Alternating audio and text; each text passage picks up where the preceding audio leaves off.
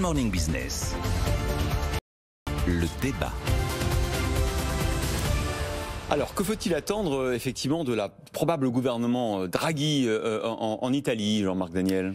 Oui, je crois que c'est un moment important parce que l'Italie n'est pas un pays banal, hein. C'est quand même un membre du G7, c'est la troisième économie de la zone euro, c'est une production industrielle qui est supérieure à la production industrielle de la France. Mais c'est un peu l'homme malade de l'économie développée, des grandes économies développées. Alors, qu'est-ce qu'il faut attendre? Déjà, une bonne nouvelle, il y a eu un accord entre Renzi et Mario Draghi, je rappelle que Matteo Renzi était maire de Florence et que Mario Draghi a fait sa carrière universitaire à Florence. Donc quand Florence arrive au pouvoir, vu l'histoire et le passé de cette ville, sur le plan politique, c'est plutôt rassurant. C'est quand même des gens qui ont un certain savoir-faire en la matière. Donc on peut espérer. Deuxième élément que je trouve assez intéressant, c'est le fait que c'est un gouvernement de techniciens. Le dernier, c'était Mario Monti. Et Mario Monti, en 2011-2012, notamment au sommet européen de juillet 2012, avait mis carte sur table. Il avait dit à Madame Merkel et à François Hollande, écoutez, ou bien on continue avec la zone euro et à ce moment-là on laisse la BCE intervenir sur le marché des dettes publiques, ou bien on divorce, ça existe le divorce, on dissout la zone euro mais on le fait proprement et de façon à éviter les drames économiques et financiers. Donc les gouvernements de techniciens en Italie sont plutôt des gouvernements assez forts. Le précédent Mario Monti, c'était Ciampi, qui était aussi un ancien gouverneur de la Banque centrale, mais d'Italie. Et donc ce sont des gouvernements qui réussissent assez bien, mais qui sont de courte durée. Oui, parce que politiquement, effectivement... Politiquement, assez vite, il heurte une partie de la classe. Et donc là, on peut espérer que Mario Draghi, puisqu'il a obtenu aussi le soutien de Salvini, donc peut avoir un peu plus de temps devant lui. Alors, quels sont les enjeux de l'Italie? Je pense qu'il y a l'enjeu évident de redressement des finances publiques, mais c'est tellement évident que c'est un peu bateau. Je crois qu'il y a deux enjeux essentiels dans l'économie italienne. Un premier enjeu qui est le fait que la productivité recule. Dans beaucoup de pays, elle augmente très lentement, mais en Italie, elle recule. Et donc, vous avez une économie qui est une économie, alors qu'elle était très industrielle, qui est en train, effectivement, de perdre de cette force industrielle qui l'avait caractérisée. Et donc, vous avez un vrai problème.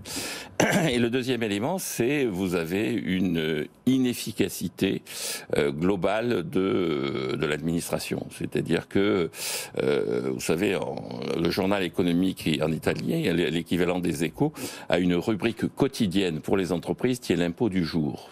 Tous les jours, les entreprises italiennes ont un impôt à payer.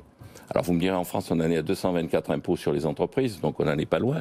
Mais donc je crois que le grand enjeu de Mario Draghi, c'est de retrouver le programme de Mario Monti, c'est-à-dire davantage de concurrence et davantage de liberté dans la création d'entreprises. Deuxième élément, réduire les dépenses publiques. Et troisième élément, redonner à l'Italie sa dignité nationale. C'est-à-dire que Mario Monti est arrivé après Berlusconi, donc c'était un peu... Mais là, il va arriver après un gouvernement Salvini qui n'a pas été très convaincant. Enfin, Salvini n'était pas président du Conseil, mais il était un des poids lourds d'un des gouvernements antérieurs. Je crois qu'un des enjeux de Mario Draghi sera autant politique que technique. Nicolas Dose. Rassurant et technicien, oui, rassurant, ça a bien fonctionné. Comme Super Mario 1 en 2011, Mario Monti, qui vient apaiser une Italie qui est en crise politique.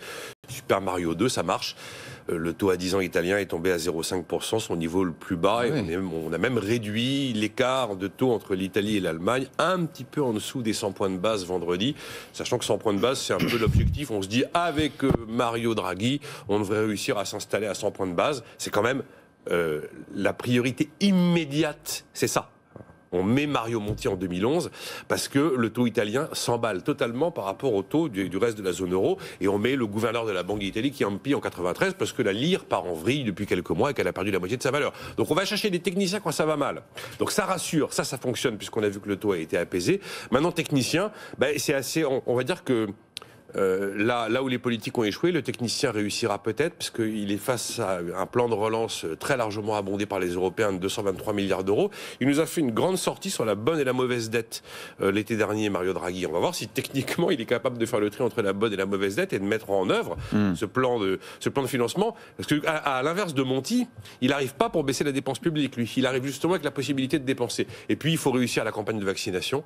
Là aussi, c'est un sujet finalement relativement technique. Donc le côté côté rassurant, ça a marché.